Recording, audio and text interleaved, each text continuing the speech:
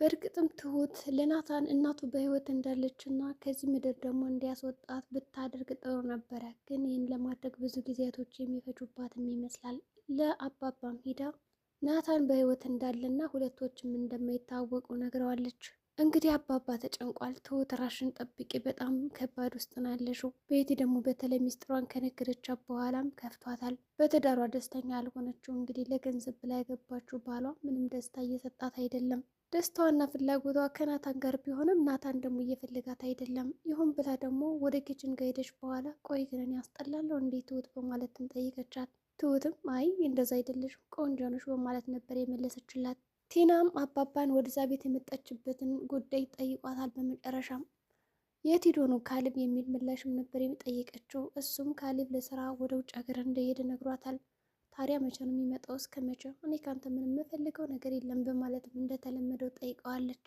ትሁትም እንግዲህ በመጨረሻም ያችን እዛ ባዶ ክፍል ተዘግቶባት የነበረችውን የናታንን እናት ነይ አሁን ማንም የለም ብላ እንግዲህ ከመኝታ ክፍሏ ወጥታ እንድትንቀሳቀስና ንፋስ እንድትቀበል እንዲሁም ደግሞ ቤቷን እንድታየው ለብዙ ዓመታት እዛ በር ተቆልፎባት የነበረችውን ሰው እንግዲህ ወጥታ እንድታይ አድርጋለች። ይሁን እንጂ በጣም ፈርታ ነበረ። ቤቱ በጣም ያምራል፣ ትልቅ ነው ትላለች። ትሁት እንግዲህ ይህ ቤት ያንቺ ነው በማለት መለሰችላት። ግን ገዛኝ እኮ አግብቷል፣ አሁን የኔ ቤት አይደለም በማለት ነበር የመለሰችው። ትሁትም እንግዲህ ልጄ እኮ ናፈቀኝ እያለች እንግዲህ ስታስቸግራት የራሷን ታሪክ ተረት ተረት ወይም ደግሞ እንቆቅልሽ አድርጋ ነገረቻት። አንድ ታሪክ ልንገርሽ፣ ልክ እንዳንቺ የሆነች ሴትዮ ነበረችና ብላ የራሷን ህይወት አሁን ያለችበትን ነገር ነው የነገረቻት በሌላ ሰው አስመስላ። ታዲያ እኔ እኮ እብድ ነኝ ትላለች። እንግዲህ ይህች እናትም አንቺ እብድ ብትሆኝ ማኖረው እኔ ራሱ ልጠጋሽ አልችልም፣ ስለዚህ ራሽ እንደዚህ ማለት የለብሽም ብላ እንግዲህ ጥሩ አስተሳሰብ እንዲኖራት አድርጋለች። በመጨረሻም እንግዲህ ሳሎኑን እያሳየቻት እያለ በሩ ይንኳኳል በድንገት። በዚህ ቅጽበት እንግዲህ የወጣችው እናትም በጣም ትፈራና መግባት ፈለገች። ትሁትም አደንግጭ ትልና ቀስ አድርጋ ወደዛ ቤት እንድትገባ መለሰቻት። ናታንም እንግዲህ አባቱ መስሪያ ቤት ሄዶ ብር ስጠኝ እፈልጋለሁ ቢለው ቤት ተከራይቼ ነው መኖር አስቤያለሁ ቢለውም አርፈ ተቀምጥ እኔ አባት እያለው ለምንድን ነው የምትከራይ ይለዋል። ልጅ በአባቱ ቤት በሰላም መኖር አልቻለም። እዚህ ጋር የእንጀራ እናት እያስቸገረችው ነው ውሽማ ሆኔ በሚለው እሱ ደግሞ መሆን አይፈልግም። እኔ ለአባቴ ሁሉን ነገር እናገራለሁ ብሎ ቢነግራትም ደግሞ ከመቼ ወዲህ አባቴ አባቴ የምትለው? እስኪ ደግሞ እናያለን። እሱ እኮ ሰው ገላለች ብትለው ምንም በቃ እንደማልገልን የሚያምነው፣ ስለዚህ የሚያምነኝ እኔ ነው እንጂ አንተን አይደለም ትለዋለች። እሱን እናያለን በማለትም እንግዲህ ልጅ ዝቶባትና ገፍትሯት ይሄዳል። አሁንም ቢሆን ተበሳጨች። ንዴቷን ሄዳ ከእናቱ ላይ መወጣት ፈለገች። ልጅሽ ለምንድን ነው የማይወደኝ? ግን እኔ ወደዋለሁ በጣም እጠለዋለሁ እያለች እንግዲህ ያለ የሌለ ነገር ዘባረቀችባት። እናትም እንግዲህ እኔ ልጅን አልገደልኩትም ትልና ሴት አርጌ ካልገደልኩሽ በማለት ቤቲን እንቃረገቻት። ምናልባትም እንግዲህ ቤቲ በዚህ ጉዳይ ጮኻ እርዱኝ እርዱኝ ካለች ያ በር ከተከፈተ ትሁት ደርሳ መታ ብትከፍተው ሰው እንዳለ ትረዳም ይሆናል። በእርግጥም አሁን ትሁት ሚስጥረኛ ሆኜ ብላታለች ቤቲ። ሁሉንም ነገር እያማከረቻት ነው፣ ፍቅር እንደያዛት ሁሉ። ምናልባትም እኮ ስለዚች እናቱ ታሪክ ትነግራት ይሆናል። የትሁት መጨረሻ ምን ሊሆን ይችላል? ትሁት ይነቃባታል። አሁን ላይ በድብቅ ነው እየሄደች የምትንቀሳቀሰውና ሁሉን ነገር የምትሰራው። ናታን ስለ እናቱ ማወቅ አለበት። ትሁት መናገር አለባት። ትሁት ምን አይነት አጣብቂኝ ውስጥ እንደገባች አሁን ቆም ብላ ማሰብ ጀምራለች። በእናትና በልጅ መካከል እንዲሁም ደግሞ በአሰሪና በሰራተኛ መካከል ገብቼ የማደርገው ግራ ገብት ብሎኛል በማለት እንግዲህ ለአባባ ስታናገረውም ነበረ። አባባ በሌላ በኩል እንግዲህ ተመስገንና ቴና እየተፈራረቁ ከቤቱ ሲመጡ የቤቱን ስራ በሙሉ እያስጸዳ እንዲሁም ደግሞ ምግብ አብስላችሁልኝ ሄዱ እያለ ቤቱን እንግዲህ እያስፈገፈጋቸው ይሰዳቸዋል። እነሱ ለጉዳይ ብለው ሲመጡ እሱ ግን በነፃ እያሰራ እንዲሁም ደግሞ እያጸዱለት ፈታ ብሎ እየኖረ ነው ያለው። በመጨረሻም እንግዲህ የልጁን ሚስት የቤት ሰራተኛ አድርጎ ሊቀጥራትም ተስማምቷል። ቲና ምንም አይነት ስራ የለኝም በአሁኑ የሚሰራ የለም ከሰው ጋርም ተጠግቼ ነው ያለሁትና ለምን ወደዚህ ቤት አትመልሰኝም ብላ ጠይቀዋለች። እሱም ምንም ችግር የለውም ትሁትም ብላችሁ ከዚህ ቤት አባራችኋት አይደለም፣ ስለዚህ አንቺ በሷ ቦታ መግባት አለብሽ፣ እኔም ብቻዬን ነኝ ያለሁት እዚህ ቤት እና አጋዥ ያስፈልገኛል በማለት እንግዲህ መታወቂያዋን እንድታሳድስና የግል ጉዳይ የሚባሉትን እያንዳንዱ ነገሮች አሳድሳ እንድታመጣለት ጠይቋታል። ቲና እንግዲህ ወደ ቤት ልትመለስ መስሏት በደስታ ነበር እንግዲህ ፈገግ ያለችው። የቤት ሰራተኛ ትሆናለች ሲላት ግን በጣም ነው የደበራት። ቲናም ሌላ ምንም አይነት አማራጭ ስለሌላት እንግዲህ ጉዳዩን እሺ ብላ ለመቀበል እያሰበችበት ትገኛለች። በሌላ በኩል እንግዲህ ናታን የቤተሰቤን ሀቅና ንብረት ትፈልጋለሁ፣ እንዲሁም ደግሞ እናቴ እዚህ ምድር ላይ ሳለች ያፈራቸውን ሀብቷን እፈልጋለሁ፣ ለእሷ ስም መጠሪያ የሚሆን ነገር አንድ ነገር መስራት እፈልጋለሁ በማለት አባቱን ገንዘብ ቢጠይቀውም አቶ አባት ወይም ደግሞ ገዛኸኝ ግን ምንም አይነት ሳንቲም የለኝም፣ 70 ሳንቲም ልታገኝ አትችልም፣ ጭራሽ ደግሞ ይህን ያክል ገንዘብ በአሁኑ ሰዓት የለኝም ብሎ መልስ ይመልስለታል። እንግዲህ ናታን በአባቱ በጣም ተናዶበታል። በሌላ በኩል እንግዲህ የእንጀራ እናቱ ውሽማዬ ካልሆንክ እያለችው እንግዲህ እያስቸገረችው ነው። ናታን ይህን ድርጊቷን ቢያቅም ውርደትሽን ለባለቤትሽ ሳላጋልጥልሽ ተከብረሽ ብትኖሪና የእንጀራ እናት የሆነች ብትቀጥ እየተሻለ ነበረ፣ እኔም ባትረብሽኝ እየመጣሽ ወደ እኔ በማለት እንግዲህ ጭቅጭቅ ይዘዋል።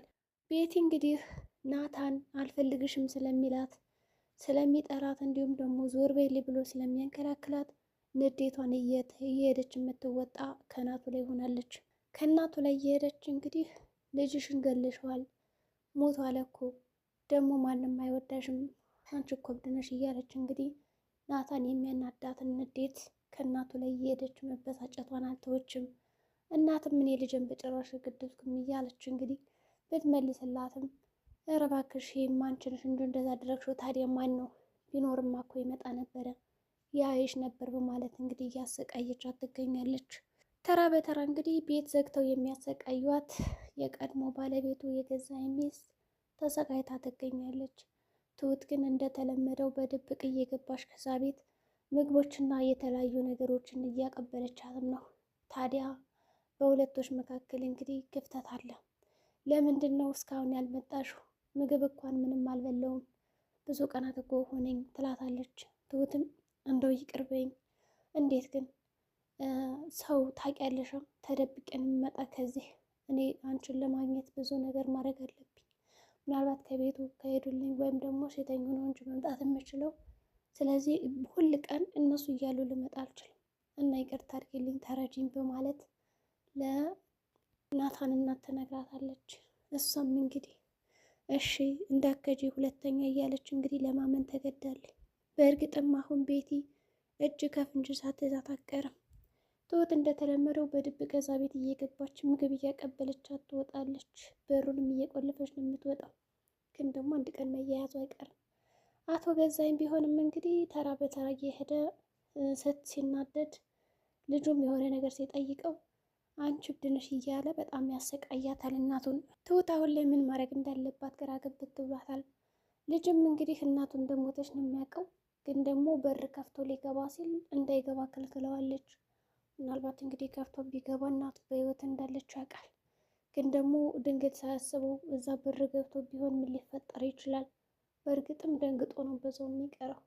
ሁለታቸውም ሲጫጫሁ ገዛኸኝና ባለቤቱ ተነስተው ሁሉንም እንግዲህ ሊያጠፋቸው ይችል ነበረ። እንግዲህ ናታን ያንን ቁልፍ ካገኘ በኋላ ሊከፍተው የሚሄዶ ነበር። ትሁት ግን እንዳይከፍተው አድርገዋለች። ሌላ ቦታ ተኛ በማለትም እንግዲህ ሌላ ቦታ እንዲተኛ አድርገዋለች። ትሁትም በጧቱ አጎቴን ላገኝ ነው ብላ እንግዲህ ወጣ ብላ ነበረ። በዛውም እንግዲህ ቤቲ ተናዳ ስለነበረ ሌሊት ላይ እሷ ያልፈለገችው ነገር ስለሆነ ሂጅና ቅቅል አምጪልኝ በጧቱ ትላታለች። የቤት ምግብ አልፈልግም ትልና ንዴቷን ከናታን እናት ላይ ለማወጣት ስትል ትሁትን ወደ ቤት ውጭ ማውጣት ነበር አማራጯና ሀሳቧ። ትሁትን በጧቱ ሁሉ ቅቅልሽ ትልና ትወጣለች። ወጥታም እንግዲህ የተለያየ ሱቆችን የተፈለገች ልታገኝ አልቻለች። ትሁትም ተሎን የተመለሰችው። በመንገዷም ናታንን አግኝተው ትሁት በሰላም ነው እዚህ ጋ የቆምሽው ይላታል። አይ ደህና ነኝ ትላታለች። እሱም እሺ በማለት ይሄዳል። ግን ምን አርጋችሁ ነው ከቤት ጋር የምትጨቃጨቁት ብላ ችግሩን ለመጠየቅ ሞከረች። ናታን ግን ምንድን ነው የእሷ ጠበቃ ነች ወይስ የሚስቱ በማለት ያመናጭቃታል። ትሁትም ይቅርታ ብለው ነበር ሄደችው። ትሁት የናታንን ስሜት ለመረዳት እየሞከረች ነው። ቤቲ ግን ሚስጥሯን ሁሉ ዝርግፍ አድርጋ ነግራታለች። ሚስጥር ልንገርሽ፣ በጣም እወደዋለሁ። ማን ገዛኸኝ ነው ትላታለች። እንግዲህ አይ እንደዛ ሳይሆን ናታንን ነው፣ ግን እሱ እንደዛ አይደለም። እንዴ እኔ እስኪ ጠይቅሽ እንደው አሁን እሱ ቢወድሽ ምን ታደርጊያለሽ ብላም ጠይቀቻት። እኔ በእርግጥ ወደዋለሁ እንጂ የገንዘብ ምንጭን ማትቼ ወደ እሱ አልሄድም በጭራሽ ትላለች። የቤቴ ዓላማና ሀሳቧ ውሽማ አድርጋ መቀጠል ነው እንጂ ገዛኸኝን መፍታት አትፈልግም። ሀብት ስላለው በተለይ ደግሞ አሁን ሀብቱ በሷ ስም ሊዞርላት ስለሆነ በጣም ደስ ብሏታል። አቶ ገዛኸኝ ግን ይህ ሁሉ ሀብት እንደው በስሟ ሊያዞርላት ነው? ይሄም ሌላ ጥያቄ ነው። አቶ ገዛኸኝ እንግዲህ እየጠረጠረም ይመስላል ሚስት ከናታን ጋር ያላት ግንኙነት እንዲሁም የምታደርጋቸው አንዳንድ ድርጊቶቹ እሱን እንደማትፈልገው እንደ ጥቅም ብላ እንደቀረበችው ያውቃል። ቢሆንም ሀብቱን በእሷ ስም የሚያደርግላት ከሆነ ከልጁ ጋር ያለውን ጥላቻ በጣም እያባበሰው ይሄዳል። በእርግጥም ሚስቱ ነች፣ ይህም ደግሞ ልጁ ነው። ለልጁ የተወሰነ ገንዘብ ቢሰጠው በጣም አሪፍ ነበረ። ልጅም እንግዲህ ከዛ ቤት ወጥቶ በተከራይቼ ነው የምኖር በማለት ልከራይ ነው ብሎ ያማክረዋል። አባቱ ግን በጭራሽ እንደዛ ሊሆን አይችልም፣ አሁን ላይ ምንም አይነት ገንዘብ የለኝም ብሎ ነው የሚያስበው።